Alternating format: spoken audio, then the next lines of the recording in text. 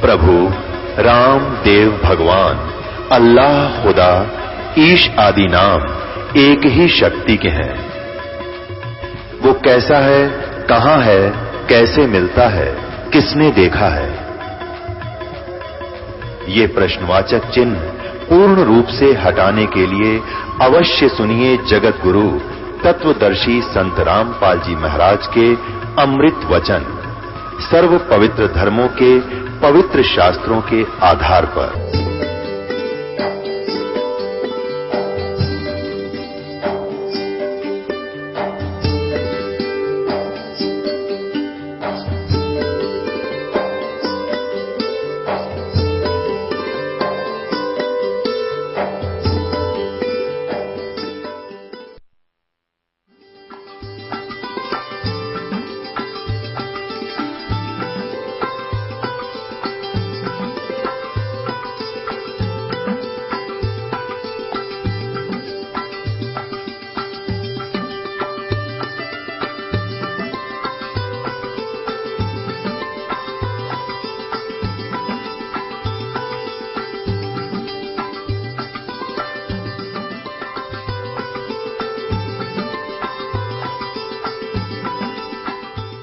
सतगुरुदेव की जय। बंदी छोड़ कबीर परमेश्वर जी की जय।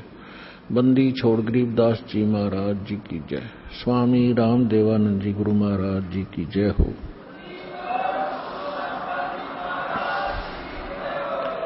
गरीब नमो नमो सतपुरुष को नमस्कार गुरु के नहीं। सुर नर मुनि जन साधुआं संतों सर्वस्दी नहीं। सतगुरु साहेब संत सब डंडो तुम प्रणाम। आगे पीछे मध्य हुए तिनको जा कुर्बान। नराकार निर्विषम काल जाल वैभंजनम निर्लेपम निज निर्गुणम अकल अनुबेशुंदनम। सोहम सुरति समाप्तम सकल समाना निर्तलय उज्ज्वल हिरंबर हरदमम बेपरवा अथा है वर पार निमज्जतम।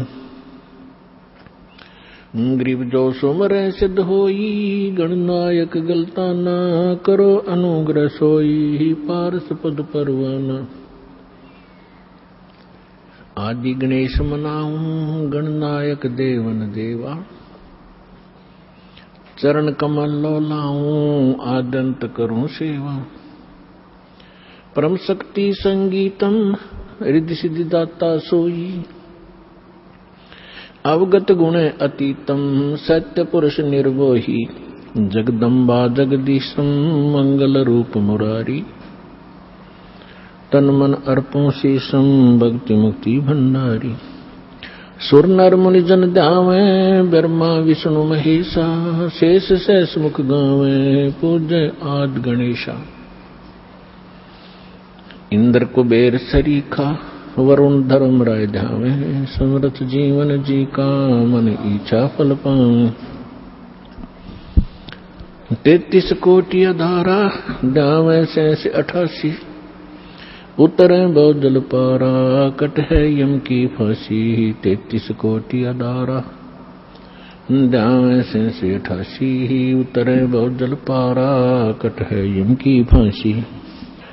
ग्रीब कर जोरूं विनती करूं जोरूं चरण पर शीश। गुरु जी राम देवानंद जी महाराज ने दियो नाम बख्शीश। कोटि कोटि सिजदा करूं कोटि कोटि प्रणाम। चरण कमल में राखियो में बंदी जन गुलाम। कुत्ता हूँ गुरुदेव का रामपाल दास का नाम। गले प्रेम की जेवड़ी ही जाखें चोभा जाऊं। तो करो तो बावड़ू दूर दूर करो तो जाऊं। जो राखो तो ही रहूं। जो देव सुख सतगुरु पूर्ण ब्रह्म है। सतगुरु आप अलेख सतगुरु रमता राम है याम मीन न मेखो। गुरु बिन माला फेरते, गुरु बिन देते दान। गुरु बिन दोनों निष्फल है, चाहे पूछो वेद पुराण। जय इब कै सतगुरु मिले, सब दुख आँखों रोए। चरणों ऊपर शीश धरूं, कहूं जो कहनी हो। कबीर साईं मिल लेंगे, पूछेंगे कुशलोत। आदि अंत की सब कहूं, अपने दिल की बात। गुरु जी तुम ना भूलियो, चाहे लाख लोग मिल जाएं। हम जैसे तुमको बहुत हैं, तुमसे हमको नहीं। परम पिता परमात्मा पूर्ण ब्रह्म सर्वसृष्टि रचनहार कबीर देव कबीर साहेब कबीर परमेश्वर जी की असीम रजा से आप सभी पुण्यात्माएं परमात्मा की महिमा श्रवण करने के लिए उपस्थित हुए।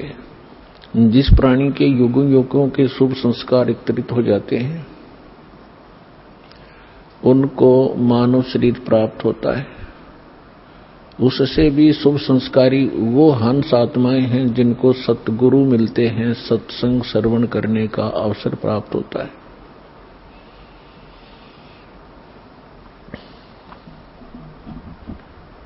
पुण्यात्माओं, आज तक हमें परमात्मा की ABC का भी ज्ञान नहीं था।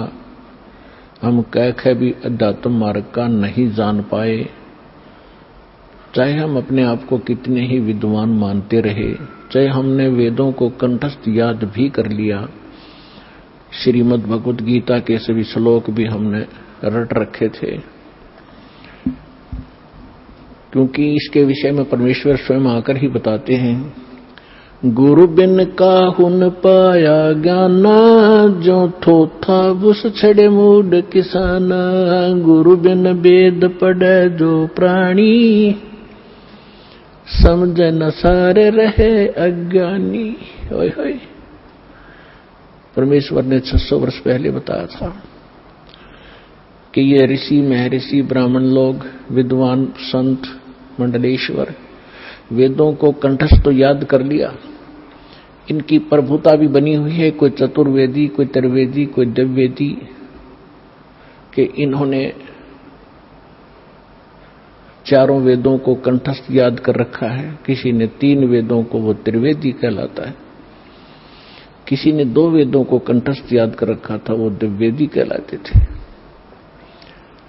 अपने आत्माओं, यहां परमात्मा कहते हैं कि प्रत्येक प्राणी, प्रत्येक आत्मा, जब से वो परमात्मा कहते हैं मेरे से बिछड़ी है, उसी के तुरंत बाद इसको एहसास हो गया है कि हमसे गलती हो चुकी है और हमारी कोई अनमोल वस्तु हमसे छीनी जा चुकी है और उसके बगैर हम रह नहीं सकते, उसके बगैर हम सुखी नहीं हो सकते। उसको अब हम परमात्मा कहते हैं। तो जिस कारण से इस आत्मा ने उस वस्तु को पाने के लिए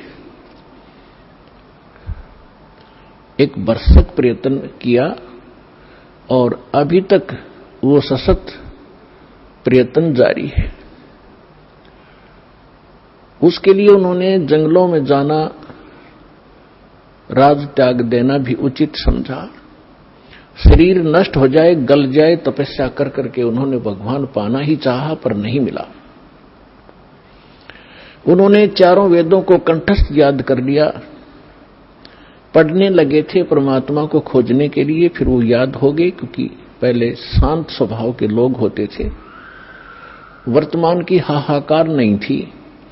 बार बार के रिपीटेशन से, आवर्ती से ये कंठस्थ हो जाते हैं, तो उन्होंने चारों वेदों को याद कर लिया और कोई भी कहीं बोलता तो वो तुरंत उसके अध्याय और मंत्र को तुरंत सुना देता, जिस कारण से वो प्रभुता प्राप्त हो गए। और जब प्राणी को प्रभुता प्राप्त हो जाती है, परमात्मा से कोसों दूर हो जाता है, क्योंकि जीव साहब नहीं हो सकता, परमात्मा ही साहब है। अब आप देखते हो हम कितने अज्ञानी हो गए। हम छोटी सी पोस्ट प्राप्त कर लेते हैं, यदि हम कोई सीधा नाम पुकारता है तो हमें दुख होता था, और हमें साहब बोलता तो हम प्रसन्न होते थे, छाती फूल जाती है। इस ज्ञान से पता चलेगा कि साहब क्या है और जीव क्या है। तो कहने का भाव यह है कि वो वेदों के कंठस्थ करने वाले इतने प्रभु बन गए, उनको ब्राह्मण कहने लगे। ब्राह्मण का अर्थ होता ब्राह्मण सोए जिन ब्रह्म पहचाना। ब्राह्मण सोए जो ब्रह्म पहचाने, ब्रह्म माने भगवान, परमात्मा को पहचाने अपने आत्माओं। यहां क्योंकि यह दातम मार्ग है, पहली कक्षा के बालक भी आते हैं, तो ब्रह्म का अर्थ ये ना समझ लेना कि निरंजन ज्योति काल है, नहीं। ब्रह्म का अर्थ वैसे प्रभु होता है, भगवान होता है, राम कहो, साब कहो, ब्रह्म कहो। लेकिन जैसे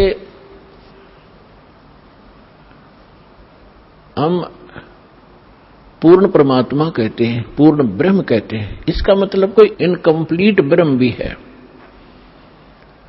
लेकिन ब्रह्म शब्द पर्याप्त है परमात्मा के लिए। लेकिन यहां ये नकली प्रभु घने हो गए, तो इसलिए प्रभु की पहचान जिसने कर ली, ब्रह्म की पहचान जिसने कर ली, वो ब्राह्मण कहलाता है। दास अपने प्रवचनों में बहुत बार पंडितों ब्राह्मणों के विषय में उनकी मूर्खता अज्ञानता सुनाता है।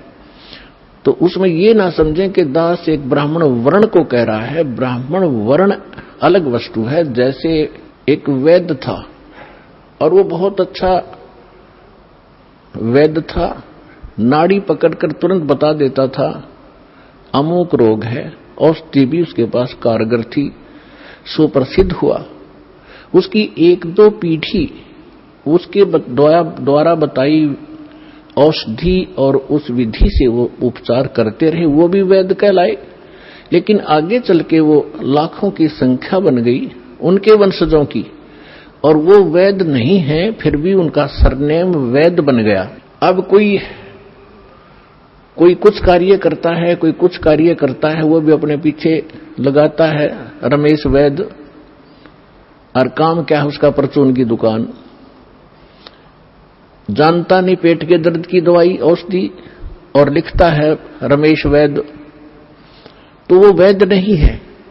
और यदि कहीं किसी वैद्य की मूर्खता बताई जाती है कि रोग ये दवाई ये दे रहा है, ये खाक वैद्य है, तो उस वैद्य को दुख नहीं होता जो परचून की दुकान किए हुए। इसी प्रकार ब्राह्मण की विषय में जानना। मेरे पूज्य गुरुदेव जी ब्राह्मण वर्ण में जन्मे थे, लेकिन वो अपने आप को ब्राह्मण नहीं कहते थे, पंडित नहीं कहते थे, पंडित। ब्राह्मण की दूसरा पर्यायवाची पंडित भी कहलाता है। पंडित का भी यही अर्थ होता है। वो ब्राह्मण नहीं कहलाते थे जो हमने अपने परंपरागत समझ लिया है। हम किसको ब्राह्मण मानते हैं? जो श्राद्ध निकलवाता हो, पत्रे बाँच कर सुना दे, तेरा ये आपत्ति आनी है, ये ऐसे कर दे, ऐसे वैसे कर दे, ये ब्राह्मण कहलाते हैं। लेकिन यदि हम पंडित की परिभाषा समझना चाहें तो हमारे पूज्य गुरुदेव जी ब्राह्मण होते हुए अपने आप को ब्राह्मण नहीं कहते थे, वो संत कहलाते थे कि हमने पंडिताई कभी की नहीं, हम ब्राह्मण नहीं हैं। और मेरे दादा गुरुजी छावला गांव दिल्ली के अंदर, दिल्ली स्टेट में एक छावला गांव है नजफगढ़ के पास, वहां के वो जाट थे। और बचपन से ही वो हमारे जो चौथे दादा गुरुजी थे उनके संपर्क में आ गए। उन्होंने उसको काशी विद्यापीठ में पढ़ाया, अपने पास ही रखा, तो वो 4 विषय के आचार्य बन गए उस विद्या को पढ़कर। लेकिन उन्होंने पंडिताई की नहीं, फिर भी वो पंडित चिदानंद नाम से जाने जाते थे। और उनका आश्रम बना हुआ है जिला सोनीपत हरियाणा, तहसील खरखोदा के पास एक गोपालपुर गांव है छोटा सा, उसमें उनका आश्रम बना हुआ है। दास उसको बहुत बार देख कर आया है। उस पर लिखा है पंडित चिदानंद आश्रम, जबकि वो वर्ण में जाट थे। तो हमने सबसे पहले ये देखना है कि इन चीजों का हमने इनसे ऊपर उठना है, जातिवाद से। हमारी क्या जाति है? जीव हमारी जाति है और मानव धर्म हमारा हिंदू मुस्लिम सिख ईसाई, कोई धर्म नहीं है न्यारा। जब हम परमात्मा के इस अध्यात्म ज्ञान से परिचित होंगे, फिर हमने कोई भी दूसरा सा नहीं दिखेगा, ना कोई मुसलमान दिखाई देगा, ना कोई ईसाई दिखेगा, ना हमें कोई हिंदू दिखेगा, ना कोई सिख दिखाई देगा। हम एक पिता की संतान हैं, हम परमात्मा के लिए ही विभाजित हुए हैं, परमात्मा के लिए अब हम एक होंगे, क्योंकि हमें ज्ञान हो जाएगा। हम रूढ़िवादी नहीं रह सकते, क्योंकि परमात्मा ने शिक्षा इसीलिए आपको दी है। अब हम अपने प्रसंग पर आते हैं। गुरु बिन काहुन पाया ज्ञान, जो थोथा भूस छड़े मोहड किसाना। गुरु बिन वेद पढ़े जो प्राणी, समझन सार रहे अज्ञानी।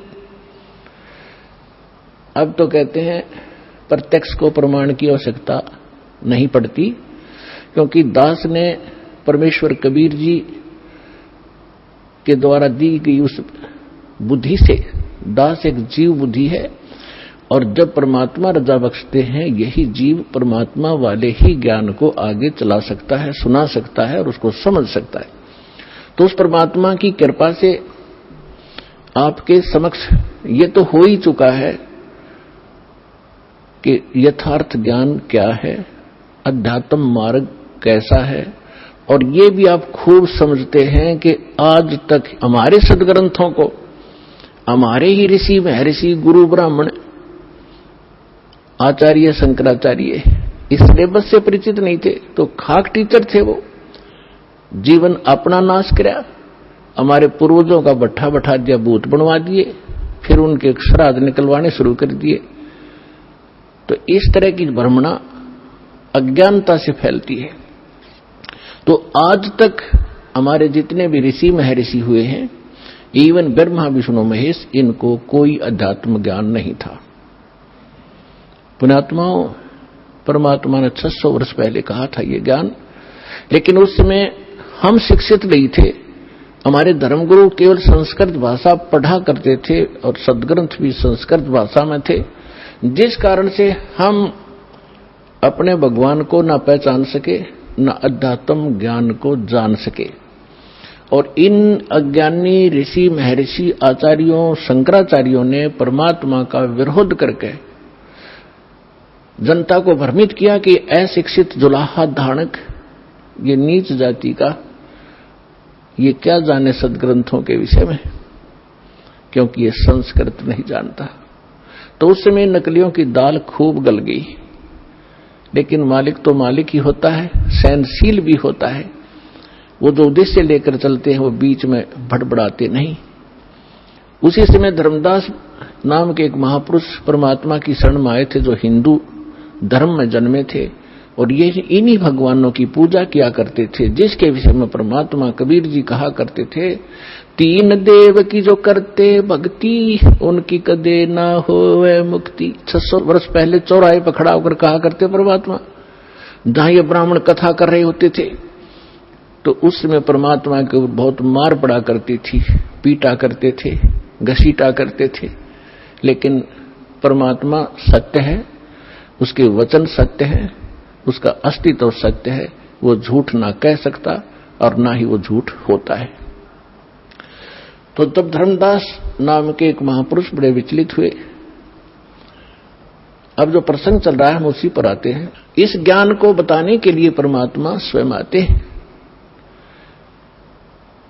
परमात्मा की पहचान करने के लिए हमारे सदग्रंथ पर्याप्त हैं, जिनको आज तक हम शिरोधार्य माना करते थे। पवित्र चारों वेद, ऋग्वेद, यजुर्वेद, अथर्ववेद और सामवेद, इन चारों वेदों को हम सत्य मानते हैं, पूरा विश्व सत्य मानता है।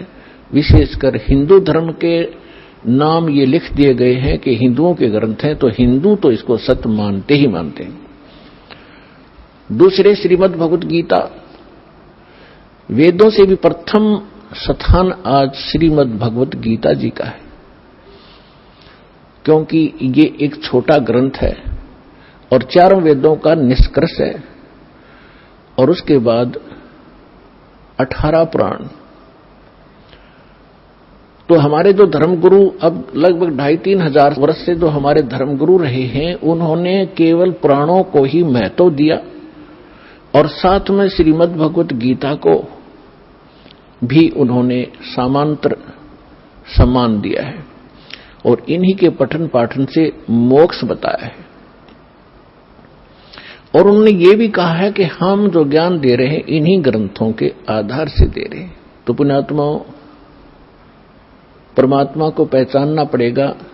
जब तक हमें ये विश्वास नहीं होगा कि ये सामने रखा एक चमकीला पत्थर वास्तव में हीरा है, लाल है, इसकी कीमत इतनी है, तब तक हम उसका दाम नहीं लगा सकते, उसका मूल्य चुका नहीं सकते, दे नहीं सकते, उसको ग्रहण कर ही नहीं सकते, क्योंकि वो कीमती इतना है।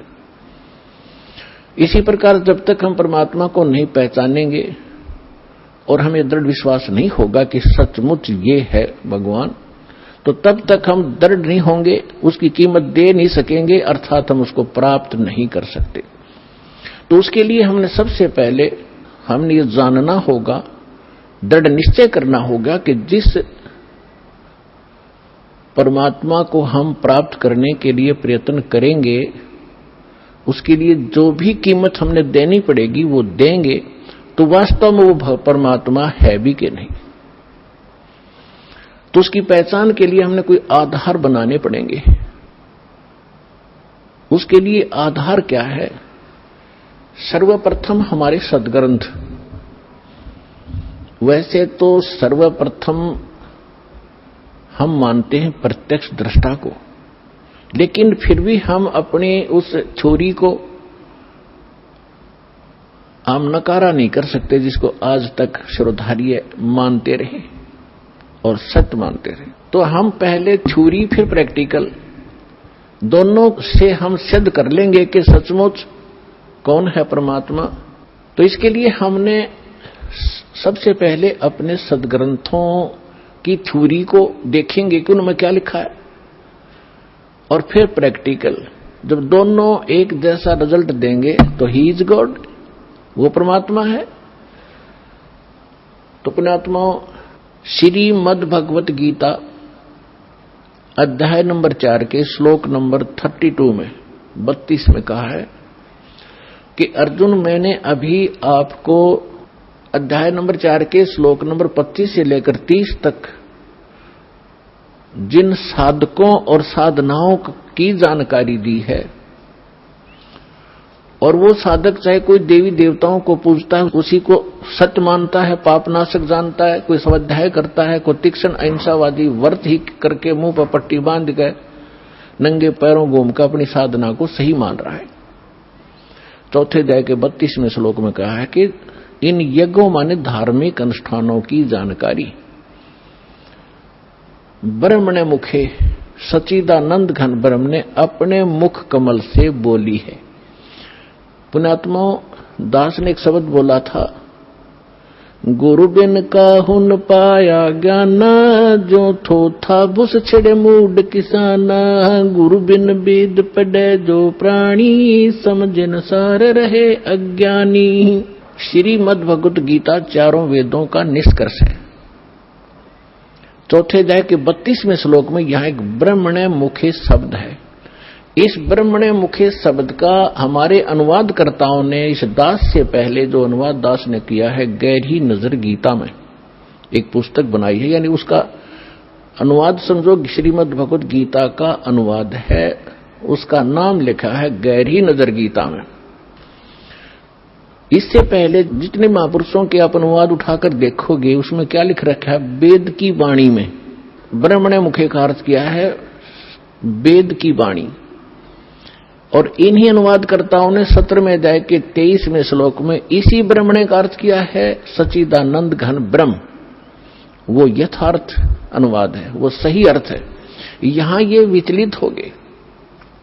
तो ये विद्वान नहीं थे, इसलिए इन्होंने अनुवादों का अड़ंगा कर दिया। अपनी ओछी सोच से अर्थ भी अनर्थ कर दिए। ब्रह्म का अर्थ भगवान होता है, तो ब्रह्म का अर्थ कोई वेद करता है तो महामूर्ख है। वेद एक सिद्धांत है, संविधान है, भगवान की जानकारी देता है, उसके नियम बताता है, और ब्रह्म भगवान है। जैसे एक राजा है, राजा का संविधान है, वो उसके नियमों का, उसके अंदर उसके सारे नियम लिखे हुए हैं, कैसे एक प्रजा को रहना चाहिए, क्या अपराध है, कैसा ना करना चाहिए। और कहीं पर कोई राजा का अर्थ और संविधान लिख दे तो वो अर्थ ठीक नहीं कर रहा, अनर्थ कर रहा है। इसी प्रकार यहां ब्रह्म ने माने सच्चिदानंद घन ब्रह्म, और मुखे अपने मुख कमल से बोली गई वाणी में विस्तार से कहे हैं। सच्चिदानंद घन ब्रह्म ने अपने मुख कमल से बोली उस अमृत वाणी में उन धार्मिक युगों की जानकारी, अनुष्ठानों की जानकारी विस्तार के साथ कही है, और उसको तत्व ज्ञान कहते हैं। और उसको जानने के बाद तो सभी कर्मों से मुक्त हो जाएगा। अब गीता ज्ञान दाता कौन है? ये ब्रह्म है। जैसे दास ने शब्द सबसे पहले ये बोला था कि ब्रह्म शब्द पर्याप्त है, लेकिन ब्रह्म का अर्थ भगवान कहो, साब कहो, राम कहो, तो ये सत्संग एक ऐसा जटिल समस्या बन गई, ये अध्यात्म मार्ग, कि दास यदि किसी पॉइंट को कच्चा छोड़ के आगे चलेगा तो प्रथम बार सुन रहा भक्त कुछ नहीं समझ पाएगा। इसलिए एक ये सामूहिक लेक्चर दिया जाता है आध्यात्मिक टीचर होने के नाते, तो उसमें ये ध्यान रखा जाता है कि शायद प्रथम कक्षा के बच्चे भी आए जो पहली बार दीक्षा लेने आए, और किसी के वैसे कहने से वैसे भी श्रोता बन कराते। तो ये इसलिए यहां थोड़ा सा डिफाइन करेंगे। जैसे साहब कहो, ब्रह्म कहो, राम कहो, गॉड कहो, अल्लाह कहो, खुदा कहो, ईश कहो, ब्रह्म कहो। अब जैसे एक तहसीलदार भी साहब है, प्रभु है, स्वामी है अपने विभाग का। ऐसे ही आगे चले, हम थोड़े शॉर्ट में बताऊंगा। जैसे डिप्टी कमिश्नर भी साहब है, मंत्री भी साहब है, मुख्यमंत्री भी साहब है। आप अंडरस्टूड, आपको खूब समझते हो आप कि ये साहब कितने सतर के हैं। और प्रधानमंत्री भी साहब कहलाते हैं, और राष्ट्रपति जी भी साहब ही कहलाते हैं। तो इसे समझ लेना। तो ये इसलिए ब्रह्म, अब जैसे मुख्यमंत्री जी हैं, ये एक क्षेत्र के मालिक हैं, स्वामी है, ये पूर्ण स्वामी नहीं है, पूरे भारत के स्वामी नहीं है। इसी प्रकार यहां जो ब्रह्म शब्द है, ये ब्रह्म है 21 ब्रह्मांड का स्वामी। इसको ज्योत स्वरूपी निरंजन गीता अध्याय नंबर 4 के श्लोक नंबर 32 में स्वयं कहता, मैं काल हूं। ये काल ही है, और काल भी स्वामी है। जैसे एक जेल का सुप्रिटेंडेंट, वो जेल का स्वामी है, और सुप्रिटेंडेंट साहब भी है, ऐसे ही ये काल साहब है, 21 ब्रह्मांड का स्वामी है, या एक जेल है, यो जेल का सुप्रिटेंडेंट साहब है, ये समझ लो। तो ऐसी ऐसी इसने 21 जेल बना रखी है, एक ब्रह्मांड भी ये जेल है। तो ऐसे ये 21 ब्रह्मांड का साहब है, ये ब्रह्म है, लेकिन ये कंप्लीट ब्रह्म नहीं है, ये पूर्ण ब्रह्म नहीं है, इसलिए ब्रह्म शब्द बोला गया। तो यहां प्रत्येक इसके अंग को हमने समझने के लिए ऐसे करना पड़ेगा। तो इस ब्रह्म ने श्रीमद् भगवत गीता का ज्ञान श्री कृष्ण जी में प्रवेश करके, जैसे को प्रेत बोलती है किसी के अंदर, ऐसे बोला। ऐसे ही इस काल ने एक ब्रह्मा कुमारी पंथ चलाया अभी 100 वर्ष पहले लगभग, और उसमें एक प्रेत आता है, वो कहता अहम ब्रह्मास्मि, मैं ब्रह्मा हूं। कभी कहता है अहम शिवोहम, मैं शिव हूं। ये एक प्रेत का चलाया हुआ है, और वो प्रेत कभी ब्रह्मा की पदवी पर था। जैसे कोई गांव का प्रधान सरपंच रिटायर हो जाता है, उसको अगली बार नियुक्त नहीं किया जाता, तो लोग फिर भी उसको सरपंच साहब कहते हैं, प्रधान साहब बोलते हैं, वो राज्य रहा है। और वो भी कहीं मिलता है, कोई कहता भी कौन है, फलाना सरपंच हूं, और जब वो सरपंच नहीं होता तो ऐसे ही दास ने कबीर परमात्मा से प्राप्त उस ज्ञान को आगे बढ़ाया है as it is, as a tape recorder. Das का इसमें इतना ही योगदान है कि दास को परमात्मा का जो अंतःकरण टेप रिकॉर्डर ठीक कर दिया उस परमेश्वर कबीर जी ने, और उसमें अपना ज्ञान भर दिया। दास बोल कर सुना रहा है रिकॉर्ड करके, इतना सा योगदान है। तो ऐसे दास बहुत बार बताता है आपको कि ये ब्रह्मा विष्णु महेश जो वर्तमान में या 3 लोक के एक एक विभाग के मिनिस्टर हैं, साहब हैं, इतने राम हैं, इतने भगवान हैं, ये इनकी भी मृत्यु होगी, और ये मृत्यु को प्राप्त होकर आम जीव की तरह 84 लाख योनियों में, प्रेत योनियों में भटक रहे होंगे, और अन्य पुण्य आत्माओं को फिर से काल अपनी दुर्गा पत्नी से जन्म दे करके उस पदवी पर बैठा देता है। तो उनमें से ये पंथ चलाने वाला जो ब्रह्मास्मि में शिवोस्मि, तो ये वो भूत है जो कभी ब्रह्मा के पद पर रहा है, अब उसका अस्तित्व कुछ नहीं, वो रिटायर्ड सरपंच समझ लो, एक्स सरपंच, अब उसका कोई अस्तित्व नहीं। तो वो बोलकर उसने वो पंथ चला दिया। आज भी उसकी मुरली सुनकर, वो भूत की बात सुनकर एक बहुत बड़ा जनसमूह अपना जीवन नाश कर रहा है। दास का प्रयत्न किसी की निंदा करना नहीं, दास का प्रयत्न है कि सभी हम एक परमात्मा के बालक बच्चे हैं, बहन बेटी भाई, और उस काल ने ये जाल फैला रखा है कि मैं इतने पंथ चला दूंगा नकली कि कोई समझ नहीं सकेगा ओरिजिनल पंथ कौन सा है। तो दास ऐसा प्रयत्न कर रहा है कि जैसे पहले के, अभी बहुत बार होती रहती है घटनाएं कि कोई 500,000 के नोट नकली छाप देता है, और सरकार को जो पता चलता है तो दोनों ओरिजिनल और डुप्लीकेट दोनों के दोनों मीडिया के माध्यम से, समाचार पत्रों के माध्यम से उनकी पहचान कराई जाती है कि ये इस टाइप का डुप्लीकेट है, ये ओरिजिनल है। तो सरकार निंदा नहीं कर रही होती, एक महापरोपकार करती है। तो दास का यही प्रयत्न समझ लेना कि हमारे जो यथार्थ सदग्रंथ हैं वो तो हमारे ओरिजिनल नोट हैं, ओरिजिनल सदग्रंथ हैं, और उसके अतिरिक्त कोई अनुभव बता रहा है, कोई मार्ग चला रहा है, वो डुप्लीकेट है, वो हानि हो रही उनके जीवन की। तो दास ने कोई शौक नहीं है किसी की, जिसको आप आलोचना का नाम देते हो तो आपकी बुद्धि अच्छी नहीं है, आपको अध्यात्म ज्ञान नहीं है। तो इसी प्रकार ये काल ने स्वयं, इसमें श्री कृष्ण जी के अंदर स्वयं काल प्रवेश कर गया। श्री कृष्ण भी ये 3 लोक के प्रभु हैं, एक विभाग के, इसके अंदर आम प्रेत नहीं प्रवेश कर सकता, इनके अंदर, इनमें इतनी पावर होती है। तो उनके अंदर काल स्वयं आया और उसने गीता का ज्ञान दिया। तो यहां ब्रह्म बोल रहा है इस गीता को। अब हम परम अक्षर ब्रह्म कहेंगे, उसको पूर्ण ब्रह्म कहेंगे, जो इससे अन्य परम शक्ति है, और उसको हमने पाना है।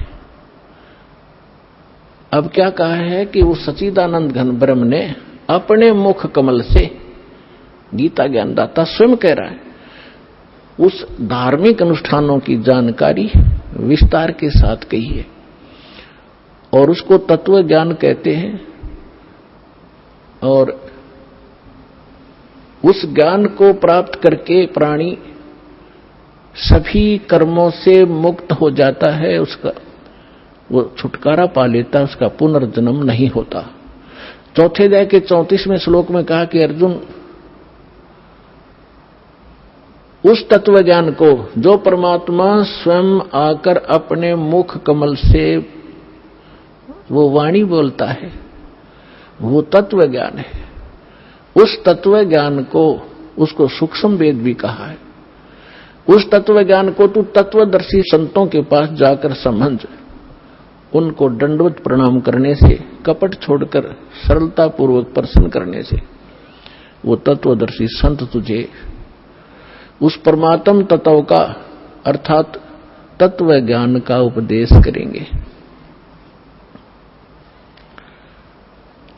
अब 15वें अध्याय के प्रथम मंत्र में उस तत्वदर्शी संत की पहचान भी बता दी है कि जो संत उल्टे लटके हुए संसार रूपी वृक्ष के, ये संसार रूपी वृक्ष है अर्जुन, ऊपर को जड़ है, वो तो पूर्ण परमात्मा है, पूर्ण ब्रह्म है, जिस जो सबका धारण पोषण करता है।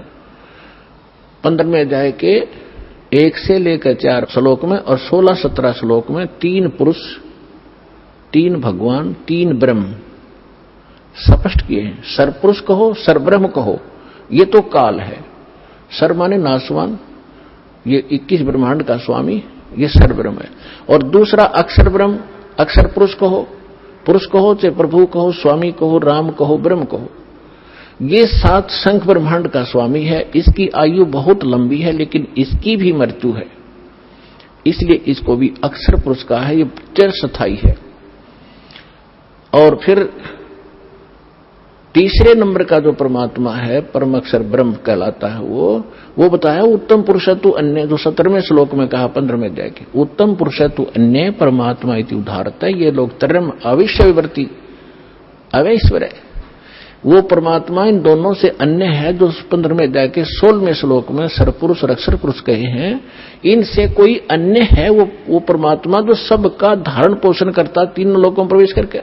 तो 15वें अध्याय के प्रथम श्लोक में बताया कि ऊपर को जड़ और नीचे को शाखा वाला ये उल्टा लटका हुआ संसार रूपी पीपल का वृक्ष समझो। एक फॉर एग्जाम्पल दिया है। और जो संत इसके सभी विभाग बता दे, न्यारे न्यारे, भिन्न भिन्न, स वेदविद, वह वेद के तात्पर्य को जानने वाला है, वह वेद का ज्ञाता है, वो तत्वदर्शी संत है। तो पुण्यात्माओं, 600 वर्ष पहले परमात्मा स्वयं आए थे, जैसा उनका विधान है कि वो स्वयं आकर अपने मुख कमल से उस तत्व ज्ञान का प्रचार करते हैं, जो हमारे नकली धर्मगुरुओं ने, डुप्लीकेटों ने रिजेक्ट करके कूड़े की टोकरी में डाल रखा था, धानक जुलाहा कह के, उसकी वाणी झूठी कह के। आज दास को परमात्मा ने जोरी बनाया, उस लाल को परखा और उसको कूड़े की टोकरी से उठाकर आज सिद्ध कर दिया कि Kabir is God, Kabir is God, Kabir is complete God.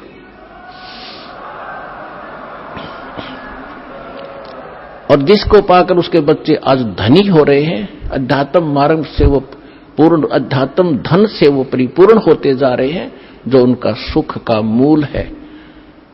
और शास्त्र विरुद्ध साधना दुख की मूल होती है, जो आज तक हम सभी करते रहे। अब जो प्रसंग चल रहा है उसी पर आते हैं कि परमात्मा ने 600 वर्ष पहले आकर कहा था, अक्षर पुरुष एक पेड़ है, निरंजन वाकी डरे, तीनों देवा शाखा है, भाई पात रूप संसारे। अक्षर पुरुष एक पेड़ है, सरपुरुष वाकी डार, और तीनों देवा उसके आगे शाखा हैं। ये पात रूप संसार। अब आपको बहुत बार उल्टा लटका हुआ संसार रूपी वृक्ष का एक चित्र बनाया है, वो दिखाया है। तो परमात्मा ने मूल को छोड़ दिया, जो जमीन से बाहर दिखाई देता वो सारे पार्ट बता दिए। तना, उसको अक्षर पुरुष समझो, उससे तने से मोटी डाहर निकले उसको सरपुरुष, और सरपुरुष के आगे फिर वो 3 शाखाएं हों, रजगुण ब्रह्मा, सतगुण विष्णु, तमगुण शिव जी, ये शाखा समझो। इतना बता दिया। और पात रूप संसार। फिर इस दास को भेजा ये बताने के लिए कि मूल कौन है। ये जड़ वही है जो सबका धारण पोषण करता है, सबका उत्पन्न करने वाला है, सबका संरक्षक है, जो सर्व सुखदायी है, जो परम अक्षर ब्रह्म, जो अविनाशी परमात्मा है, वो वही है। कौन? अब दास ने बताया कि इसमें परमात्मा को पहचानने में दोनों पहलू काम करेंगे। एक तो हमारी थ्योरी, हमारा जो सिलेबस पाठ्यक्रम, और साथवा प्रैक्टिकल। पाठ्यक्रम बता रहा है, और फिर वो प्रैक्टिकल, जिन्होंने प्रैक्टिकल किया, उन महापुरुषों ने जिनको भगवान मिले, सचखंड लेकर गए, सतलोक ले गए, फिर वापस छोड़ा, उनमें से 6-7 शुभ नाम दास का याद है। आदरणीय धर्मदास साहिब जी, गांव बांधवगढ़, मध्य प्रदेश, वर्तमान में छत्तीसगढ़ होगा वो। और आदरणीय मलुकदास साहिब जी, आदरणीय नानक साहिब जी, जो सिख धर्म के प्रवर्तक माने जाते हैं। आदरणीय दादू साहिब जी, आदरणीय गरीबदास साहिब जी, गांव छुरानी, जिला झज्जर, हरियाणा वाले। आदरणीय गीसा दास साहिब जी, गांव खेखड़ा, जिला बागपुर, उत्तर प्रदेश वाले। आदरणीय स्वामी रामानंद जी, काशी वाले। तो इन महापुरुषों में से आदरणीय गरीबदास साहिब जी के विषय में दास बताना चाहेगा। उन्होंने कहा कि हम सुल्तानी नानक तारे दादू को उपदेश दिया, जात जुलाहा भेद न पाया वो काशी माहे कबीर हुआ। अनंत कोट ब्रह्मांड का एक रति नहीं भारे, सतगुरु पुरुष कबीर हैं ये कुल के सिरजनहारे। तो वो जड़ है उस संसार रूपी वृक्ष के, वो कबीर है। कबीर परमात्मा कौन? उसको परम अक्षर पर कहो, उसको सत्य पुरुष कहो, अमर पुरुष कहो, उसे परम पुरुष कहो, उसे परम अक्षर ब्रह्म कहो, उसे परम अक्षर पुरुष कहो। ये उनके उपमात्मक नाम है। वास्तविक नाम उस परमात्मा का कबीर देव है। उसको अल्लाहु अकबर कहो, कबीर देव, कबीर साहब। अल्लाहु अकबर, कबीर भगवान। अल्लाह माने भगवान, अकबर अकबरी, अकबीर कबीर। ये कबीर को ही अपभ्रंश करके अकबर बोलते हैं। जैसे हम कबीरू बोल देते हैं, कबीरा बोला करते थे। जैसे गरीबदास जी को गांव वाले गरीबू कहा करते थे। तो ऐसे हम अपभ्रंश करके अपने नाम रख लेते हैं। उनका वास्तविक नाम है कबीर देव, अल्लाहु अकबर, अल्लाह कबीर, गॉड कबीर। अब जो प्रसंग चल रहा था उसी पर आते हैं कि वो परमात्मा स्वयं यहां आते हैं। अब इसमें दोनों पहलू साथ चलेंगे कि जिनको भगवान मिले उन्होंने प्रैक्टिकल किया, और जो हमारे सदग्रंथ आज तक हमें ज्ञान दे रहे थे, हमारे धर्मगुरु समझ नहीं सके, वो हमारा दुर्भाग्य और उनका भी दुर्भाग्य कहेंगे, क्योंकि वो उनकी बुद्धि काल के वश थी। अब हम सतगुरु शरण में आ गए तो हमारे ऊपर काल की जकड़ नहीं रही, इसलिए आप इस ज्ञान को समझ रहे हो। जिस दिन आपका नाम खंड हो जाएगा, यहां से कनेक्शन कट गया, परमात्मा का पंजा आपसे उठ जाएगा, आपको यही शब्द कड़वे लगने लग जाएंगे। और ये हमारे यहां भक्त भी आपको बुरे बुरे दिखाई देंगे, क्योंकि काल प्रवेश कर जाएगा, आपकी बुद्धि को भ्रष्ट कर देता है। आज तक ब्रह्मा विष्णु महेश की गांठ बांध रखी, इसने चक्कर बांध रखा, समझने नहीं दिया। आपकी क्या औकात, आप इस मालिक की शरण से दूर होकर आप सुखी हो जाओगे। जून का महीना हो और एसी रूम से बाहर निकल कर कोई सुखी हो सकता है? शराब पी कर निकले जा बाहर, गली में पड़ा रहो। बेशक वो कहा रो शराब के नशे में कोई बहुत सुखी हूं, अब सुखी हूं, खाक सुखी है। रेत में पड़ा, पसीने आए पड़े, झागा रहे मुख में। तो ऐसी दशा उन लोगों की जो भगवान से दूर हटकर इस काल के खेमे में खेल खेल रहे हैं। चाहे वो भक्ति कर रहे हैं, वो भक्ति भी नकली, या संसारिक सुख प्राप्त करने के लिए को प्रयास कर रहे हैं, क्योंकि इस काल की साधना से सुख हो ही नहीं सकता। सुख होगा तो इस परमात्मा की ही रजा से, साधना से होगा। आदरणीय गरीबदास साहिब जी ने प्रैक्टिकल बताया कि अजब नगर में ले गए हमको सतगुरु आने, अजब नगर में ले गए हमको परमेश्वर आने। आन माने आके, अजब नगर में, ऐसे अजब कमाल के लोक में लेके गए भगवान मुझे खुद आकर के। और जल के बिंब अगाध गति हम सूते चादर ताड़े। अजब नगर में ले गए हमको सतगुरु आन, यानी वो सतगुरु भी हैं, वो भगवान भी हैं। जो सतगुरु होता है, सच्चा ज्ञान जो देता है भगवान ही देता है, भगवान ही सच्चा ज्ञान दे सकता है। तो उनको सीधे भगवान मिले थे, सतगुरु कहो चाहे परमेश्वर कहो। अजब नगर में ले गए हमको परमेश्वर आने, आन माने आके। ये हमारी देसी भाषा हरियाणा की लैंग्वेज में देखा ग्रंथ है।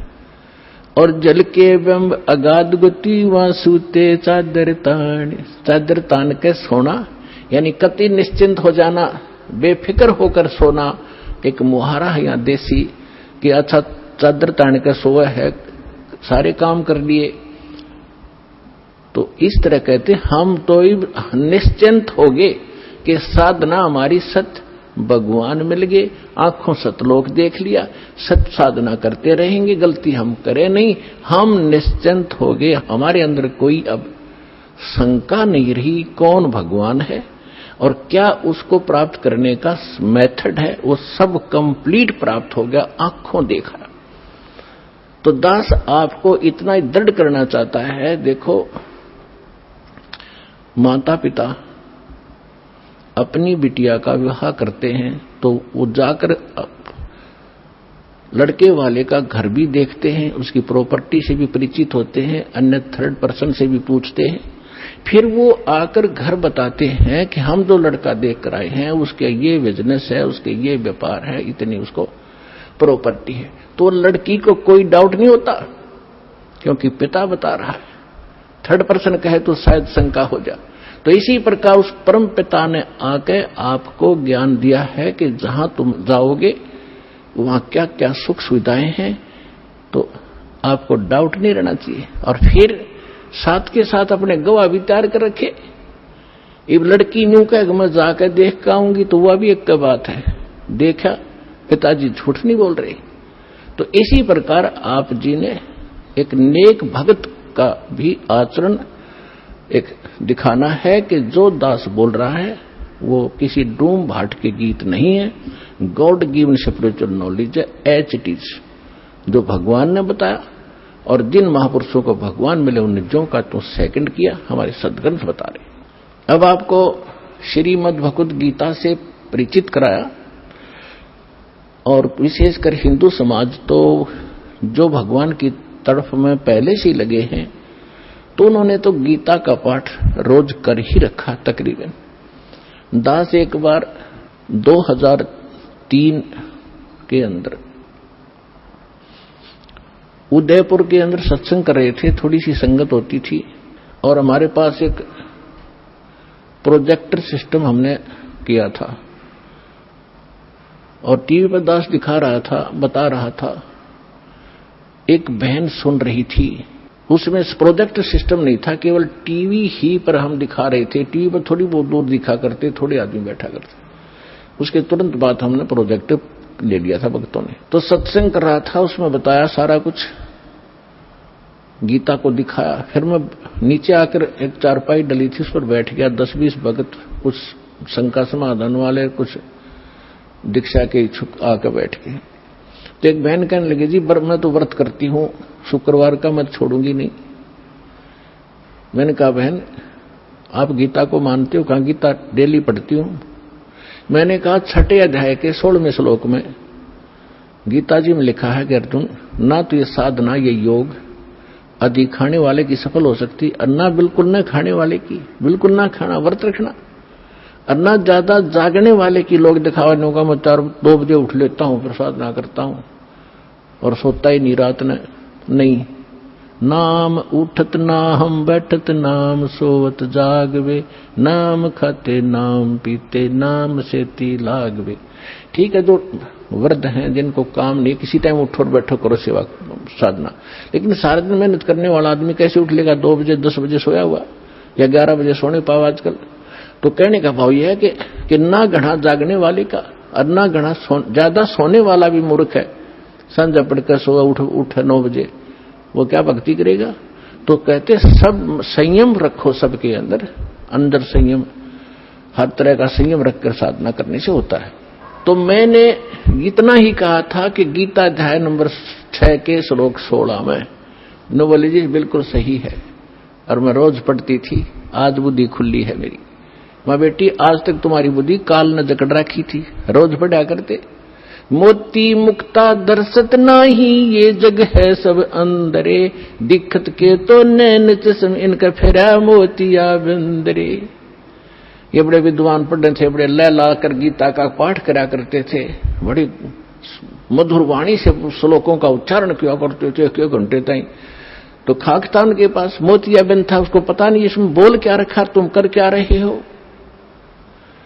तो आज दास तो बता रहा है कि बुद्धिमान भक्त हैं और इन्होंने गीता और इनको खूब पढ़ा हुआ है, और परमात्मा की शरण में आने से आपकी बुद्धि ओपन हो जाती है, काल का प्रेशर प्रभाव हट जाता है, आप खूब आसानी से सोच लेते हो और समझ सकते हो। तो गीता के अंदर जो दास ने प्रमाण दिए विशेषकर हिंदू समाज इनसे खूब परिचित है कि ऐसा ही लिखा है, लेकिन समझ नहीं सके थे। आप विद्यार्थी, अगर विद्यार्थी सिलेबस समझ ले तो फिर टीचर की क्या आवश्यकता है, फिर आप पे पड़ जाते सारे। तो टीचर इसलिए बनाए जाते हैं कि सब अनुभव करते हैं, सिलेबस को पढ़ते हैं, फिर बच्चों को सुनाते, फिर प्रैक्टिकल करवाते। थ्योरी से प्रैक्टिकल होता है, एज इट इज होगा, बिल्कुल सही होगा। अब आपको सुनाते वेदों से। वैसे वेद चारों वेदों का सारा श्रीमद् भगवद गीता है, लेकिन इस मन के अंदर ज्यादा ही अड़ंगा भर दिया इन अज्ञानियों ने, तो वेद भी पैरेलल साथ लेने पड़ेंगे हमें। परमात्मा की पहचान क्या है, वो क्या करता है। अब जैसा भी आपने पाठ प्रकाश के समय सुना कि सतलोक से चलकर आए, वो परमात्मा सतलोक से चलकर आए कबीर जी। और गरीबदास जी भी कहते हैं कि अलल पंख अनुराग है सुन मंडल रह थीर, दास गरीब उधारिया में सतगुरु मिले कबीर। और अजब नगर में ले गए हमको सतगुरु आने। धर्मदास जी कहते हैं सतलोक से चलकर आए काटन यम की जंजीर। मुलुकदास जी भी कहते हैं कि अमरलोक से चलकर आए काटन यम की जंजीर। तो इसी प्रकार सभी महापुरुषों ने जिनको परमात्मा मिले हैं, रामानंद जी ने कहा कि दो ठौर है एक तू, भया एक से दो। और गरीबदास हमकार ने तुम आए हो मगजो, वहां से चलकर आए हो। मगजो माने वो सफर तय करके आए हो, इतना लंबा हमारे लिए आए हो। अब वेद क्या बताते हैं। ऋग्वेद मंडल नंबर 9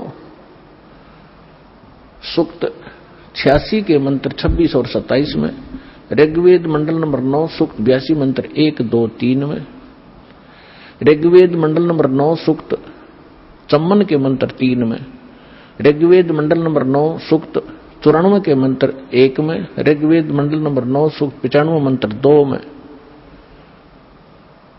ऋग्वेद मंडल नंबर 9 सूक्त 96 यानी 96 के मंत्र 16 से लेकर 20 में, फिर ऋग्वेद मंडल नंबर 9 और सूक्त 1 के मंत्र 8 और 9 में।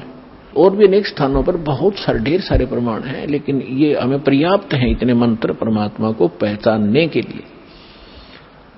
इनमें यही प्रमाण दिया है कि वो परमात्मा मनुष्य सदृश्य है और ऊपर धूलोक के तीसरे पृष्ठ पर, यानी ऊपर 4 लोक हैं, एक सत्यलोक, फिर अलखलोक, उससे ऊपर अगमलोक, फिर अकय, उसको अनामी लोक भी कहते हैं। तो प्रत्येक लोक को 3 विभागों में बांटा हुआ है। जैसे अपनी दिल्ली राजधानी है, एक तो बाह्य क्षेत्र है जो ग्रामीण क्षेत्र होता है, और एक बाजार क्षेत्र है, बाजार में जहां दुकान दुकानें हैं, बाजार है, और तीसरा वो स्थान है जहां हमारी पार्लियामेंट हाउस है।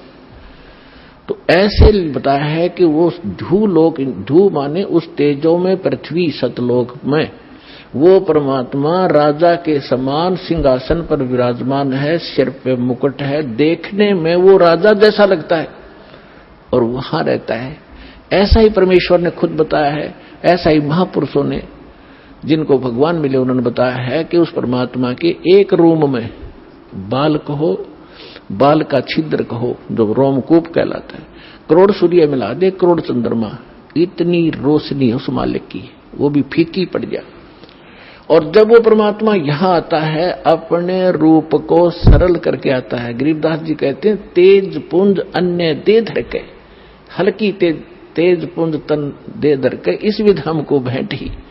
इसलिए इस तरह हमें आकर मिलते हो परमात्मा। ये वेद कह रहे कि वो परमात्मा अपने रूप को सरल करके अच्छी आत्माओं को मिलते हैं, नेक आत्माओं को जो दृढ़ भक्त होते हैं, जो उसके वचन का पालन करते हैं, अटल खड़े हो जाते हैं उसके वचन पर, उनको मिलते हैं। उनको किस उद्देश्य से मिलते हैं? ज्ञान देने के लिए। और फिर वो परमात्मा एक कवि जैसा आचरण करते हैं, कवियों की तरह, कविताओं के माध्यम से, लोकोक्तियों के माध्यम से, दोहा दोहावलियों के माध्यम से अपने तत्व ज्ञान का प्रचार बोल बोल के अपनी उच्च अमृतवाणी में वो करते हैं, सुनाते हैं। उसको लिपिबद्ध कर लिया जाता है, वो सच्चिदानंद घन ब्रह्म की वाणी कहलाती है।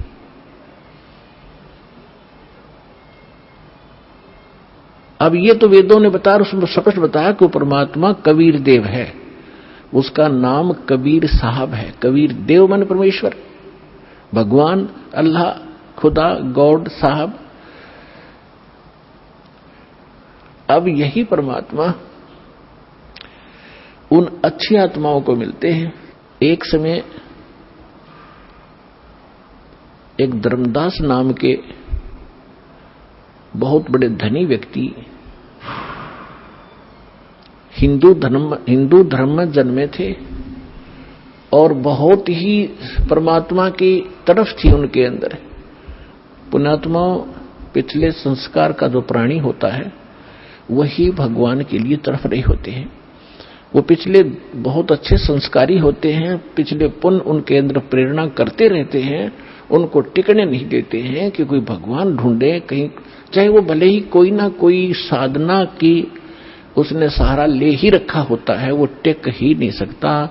चाहे वो हनुमान पूजा, चाहे गणेश जी की पूजा करे, और चाहे वो कितना मंदिर मस्जिद गुरुद्वारों में जाता हो, या कोई गीता वेद का कोई पाठ श्लोक करता हो, वो टिक नहीं सकता। चाहे कोई व्रत रख रहा है या चाहे कोई तपस्या कर रहा है, वो डले ढोता ही रहता है, उसके बस की बात नहीं। तो इसी प्रकार जिस वर्ण में जन्म हुआ, उन परंपरागत साधनाओं की करते करते भी उसके अतिरिक्त यदि कोई और मार्गदर्शन करने वाला मिल जाता है तो वो भी स्वीकार करता है और उसको प्रारंभ कर देता है। धर्मदास जी गांव बांधवगढ़ मध्य प्रदेश के रहने वाले थे और इतने रिच मैन थे वो, इतने धनी व्यक्ति थे। कहते हैं जब कभी उस अक्षेत्र के राजा के ऊपर प्राकृतिक आपदाएं आ जाती थी, जैसे फ्लड आ जाना या सूखा गिर जाना, महामारी के कारण लोगों की मृत्यु हो जाना, तो वो धर्मदास जी के पिता और दादा से वित्तीय सहायता प्राप्त किया करते थे राजा लोग। ये बताना दास का इसलिए अनिवार्य है कि इतना धनी होते हुए और जो व्यक्ति भगवान की तरफ में, तो धन्य है उसके माता पिता दिल से जन्म हुआ। अब वर्तमान में हम क्या देख रहे हैं, छोटी सी कोई पोस्ट मिल गई और कहीं कोई सरकारी उपाधि उसको प्राप्त पद मिल गया, खुद साहब बन बैठा। अकल मारी गई इस जीव की, काल ने इसकी रोल मार रखी है और कल को मृत्यु होकर परसों गधा बन जाएगा। वो साहब के ऊपर फिर कौवे खा रहे होंगे, इसकी चौंच कमर को खोद रहे होंगे। तो हमने अपनी औकात को, अपने अस्तित्व को पहचानना पड़ेगा, या काल हमारा एक हवा भर देता है। गुब्बारे में हवा भर दी, छोड़ दिया, घूमेगा धक्के खाता, जब वो फटेगा तो उसका अस्तित्व पता नहीं कहाँ गिरेगा, जा कितने गंदे नाले में पड़ेगा या कितने समुद्र में पड़ेगा। तो इसलिए हमने इस हवा को नहीं भरना है, अपना ठीक ठिकाना, जो मालिक का आदेश उसके अनुसार हमने चलना होगा, तभी हम सफल होंगे।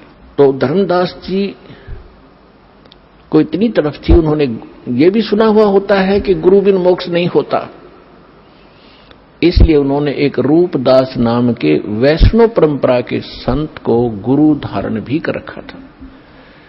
अब गुरु जी की फिर गुरु बना है तो आज्ञा का पालन भी शिरोधार्य होता है, वो संत भक्त किया ही करते हैं। अब उसी गुरुदेव जी के द्वारा बताए गए निर्देशानुसार वो प्रतिदिन श्रीमद् भगवद गीता का पाठ भी किया करते थे, एकादशी का व्रत भी किया करते थे, जन्माष्टमी का व्रत भी करते थे, और श्री कृष्ण हरे राम राम राम हरे हरे राधे राधे कृष्ण कृष्ण, ओम नमः भगवते वासुदेवाय, ओम नमः शिवाय, इस तरह के जो भी मंत्र वो जानते हैं हमारे जो हिंदू धर्म के ये डुप्लीकेट गुरु, तो वो सारी बता रखी थी साधनाएं, वो कर रहा था। और उसके साथ साथ भगवान श्री कृष्ण यानी विष्णु जी की मूर्ति, जिसको शालग्राम कहते हैं, उसकी भी पूजा अर्चना प्रतिदिन करना, जिसको कर्मकांड कहा जाता, कर्मकांड का एक हिस्सा है, वो भी किया करते थे। और गीता जी का नित्य पाठ भी करते थे। सभी तीर्थों का भ्रमण करने से भी मोक्ष उसको बता रखा था। अब बच्चा क्या होता है, अध्यापक ने जो सिलेबस बता दिया वो तो फाइनल समझता है, जो कहा ठीक है जी। इतना बड़ा सेठ मन में आई कि तीर्थों का भ्रमण किया जाए,